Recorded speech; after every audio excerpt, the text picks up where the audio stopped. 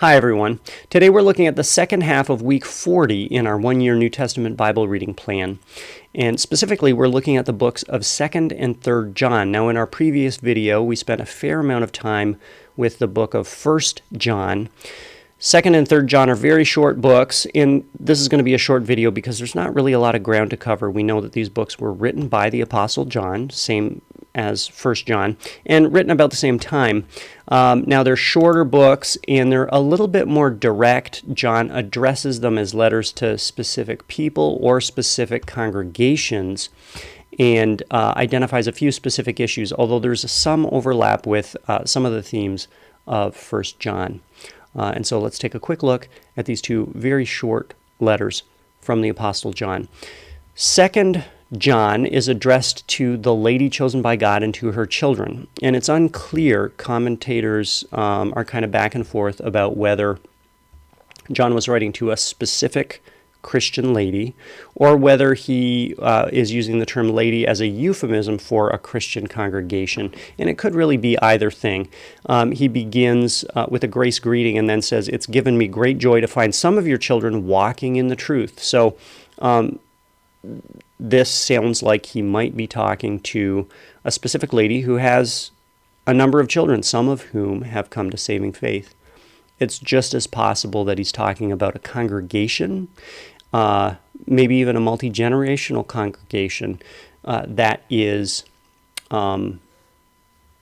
bringing new Christians into the fold. It's hard to say, but John speaks of the great joy it gives him simply to know that people are entering into the new birth of the Christian faith.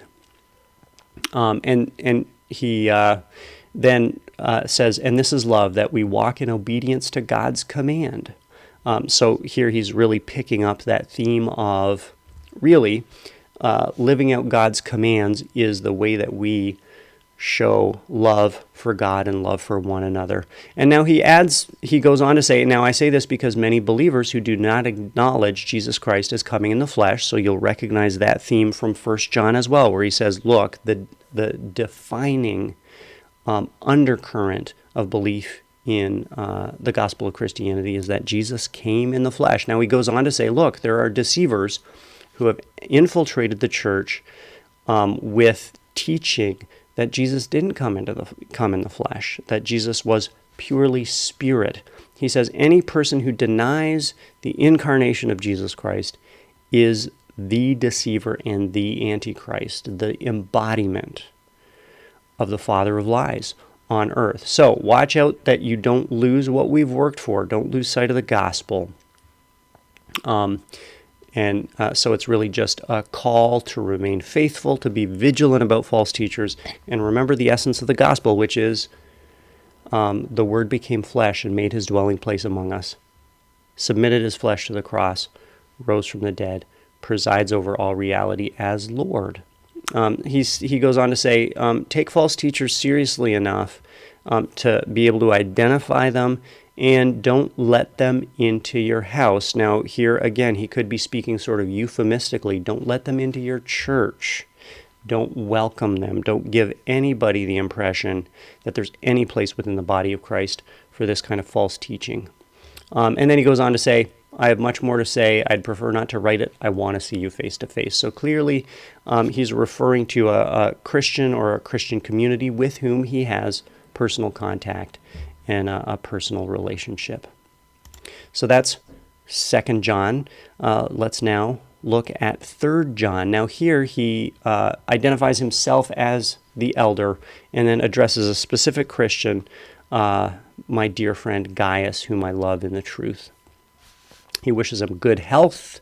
He says again, it gave me great joy to hear the testimony of believers, children of God through Jesus Christ, and specifically to testify about Gaius's faithfulness. So this is a letter of encouragement to this fellow Christian leader in the church, and he goes on to say, I have no greater joy than to hear that my children are walking in the truth. So clearly this is somebody that John brought into the faith.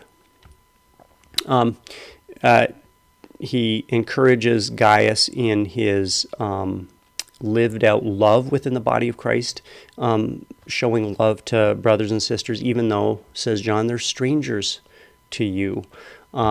Clearly, there's testimony within the broader church of the faithfulness and the love of this particular man.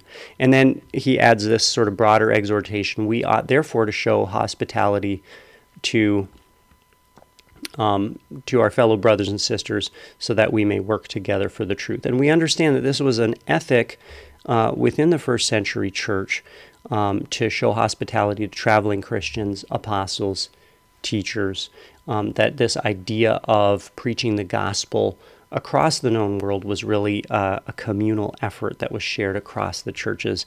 And that's certainly an ethic and conviction that we can bring into our context, where we remember that we're connected with Christians worldwide, and that we share the mission and gospel ministry. Now he goes on to say, I wrote to the church, but Diotrephes, who loves to be first, will not welcome us. So it's clear that the first century church was not immune to the kinds of divisions and power plays that we see in the church today. So clearly Diotrephes was somebody who set himself up as a leader in a local church, and then kind of set it up as his own little kingdom, where he then had the audacity to turn away John, or disciples of John who represented the apostle. So he's just including this little report about a rogue church leader who's clearly not conducting himself in a Christ-like way, and just kind of putting out this alert to Gaius, and perhaps to anybody else who receives this letter, about this one particular congregation. And then from that he adds, don't imitate what is evil, but what is good. Anyone who does what is good is from God. Anyone who does what is evil has not seen God. So again, he's echoing a theme that he fleshed out a bit more in 1 John. But again, he's kind of echoing what Christ himself says, and that is, you will know what's inside someone by the fruit, just by what's visible and tangible in the way that they conduct themselves in the world. He goes on again to say, I have much to write to you, but I don't want to do it on paper. I want to communicate face to face. So again, this is John's communication within a close personal relationship. He closes by saying, peace to you. And here he evokes Christ's words to John and his fellow disciples at the Last Supper: peace I leave with you, not as the world gives. And that's his parting word to us: peace to you in the name of Christ, not as the world gives. Thanks for studying. Thanks for tuning in. Keep it up. Keep the faith.